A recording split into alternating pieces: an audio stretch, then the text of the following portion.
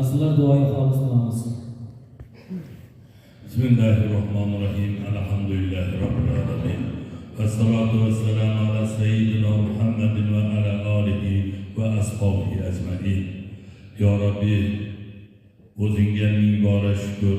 Mana shu jamoa bilan o'zingni baytingga hayit namozlarini o'qishga nasib qilganingga shukr.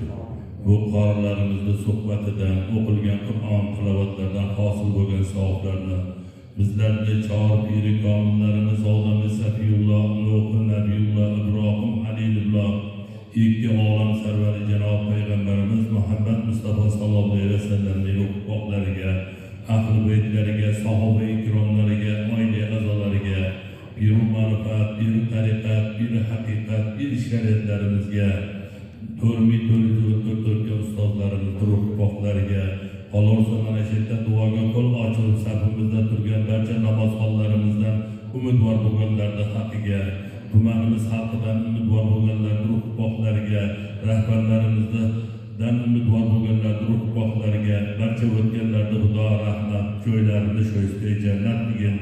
Ey Xudo, yurtimizni tinch, osmonimizni musaffo qilgin. Bizlarga bunday imkoniyatlarni qilib, mana shuni bergan muhtaram yurtboshimiz umrlarini ziyoda qilgin, doimo sihat salomat qilgin, xalqimizni baxtiga.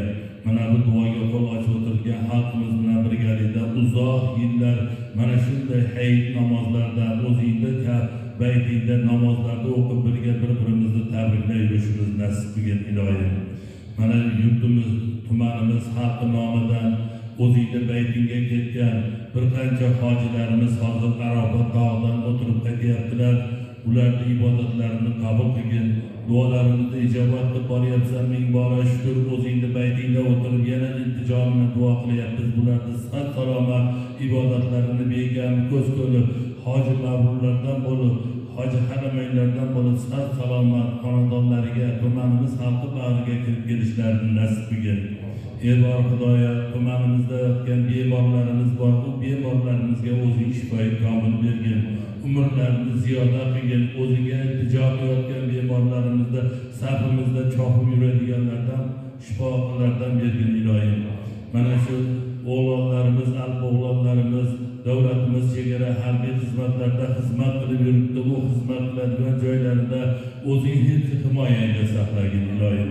Ularga ham sihat salomat xizmat vazifalarini bajarib, xonadonlariga, ota-onalariga, yor birodarlar bag'riga kirib kelishlarini nasib qilgin ilohim. Turli tirikchilik harakatida yurgan, boshqa yurtlarda